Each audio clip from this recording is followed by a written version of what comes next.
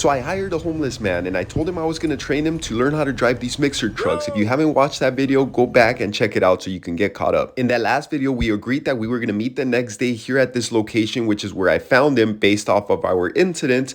And I told him to be there at 5 a.m., not a minute late. If he was 1 second late, I was leaving without him. He was actually there at 4:45 and he was telling me how he couldn't sleep last night. He was just so excited for this opportunity. And I told him, look, once again, Dylan, I could only give you the opportunity. I can't do it for you. And right now, you are proving to me that you are ready for this opportunity. We pulled up and fueled up. Dylan just kept repeating to me that I will not regret giving him this opportunity. And he really proved it. As soon as I started fueling up, he grabbed the window washer and just started cleaning my windows. I didn't even tell him to do it. He just saw that they were dirty and started scrubbing him. We went to Western Bagel and this is when I realized Dylan is still a young kid. He's 18 years old. He got a chocolate milk. I got some coffee. I guess I'm old. We went back to the plant and I started explaining to him that this truck is manual. It's not automatic. He's got a clutch, a brake, and a gas pedal. I was explaining to him that he has to shift. Every time he's going to move the truck from scratch, he has to shift into first gear. I was teaching him first and reverse. Right here, I showed him that this is where we sign in.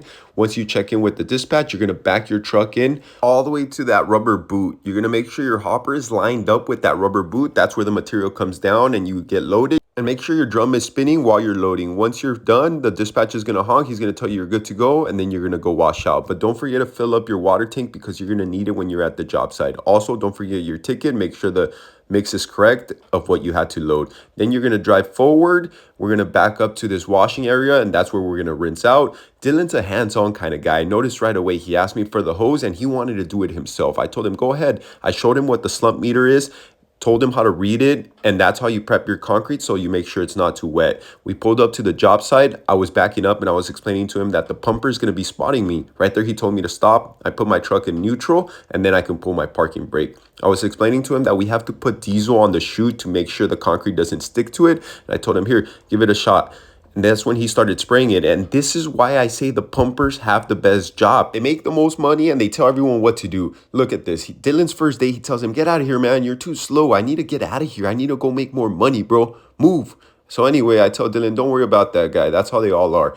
I showed him how to unload, and then once we started pouring, I told him how to stop the drum so that he doesn't have to use the lever all the time. I showed him how to bang the screen so that it doesn't plug up on him, and he learned right away. He was doing it on his own. That's when I told him, all right, I'm going to go check out the job site. You look like you got it. In the backyard, they were pouring a slab for this guest house. It just ran all along the guest house here in West Hollywood, and we also did a little piece of their driveway.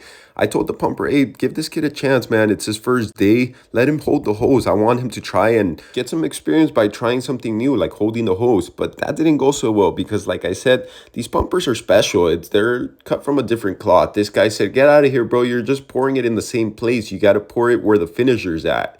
I told him, look, Dylan, don't worry about it, bro. Just clean the chute. We're done pouring here. Fortunately, you will have to see this pumper again. But for now, don't let it get to you, bro. That's just how they all are.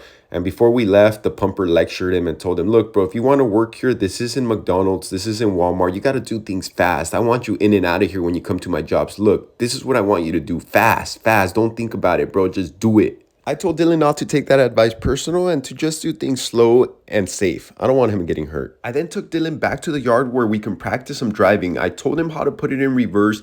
I told him release that clutch very slowly once it's in gear. You're going to move very slowly and always watch your mirrors. Watch how he's looking back and forth. You got to always be watching both mirrors when you're reversing, no matter what, and always move slow. Make sure right there he kind of braked really quickly, but it's okay. He did well for his first day. We did a walk around the truck, and I told him make sure you check your truck. There's no hoses, nothing hanging.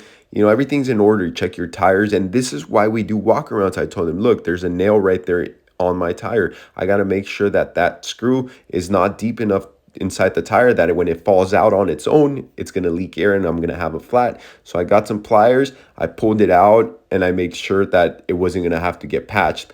Pulled it out, I spit on the tire just to make sure no bubbles were coming out and make sure we didn't have an air leak. Everything was good. I threw the nail inside that water pit and we were good to go. Finally, we check our hydraulic hoses just to make sure there's no leaks. Everything looked good. I told Dylan that I was so proud of him for showing up on time. I couldn't wait to see him tomorrow. I dropped him off where I picked him up. He said he's renting a room right here at one of these RVs. He asked the owner if he can rent a room so that he can be closer to where I pick him up from.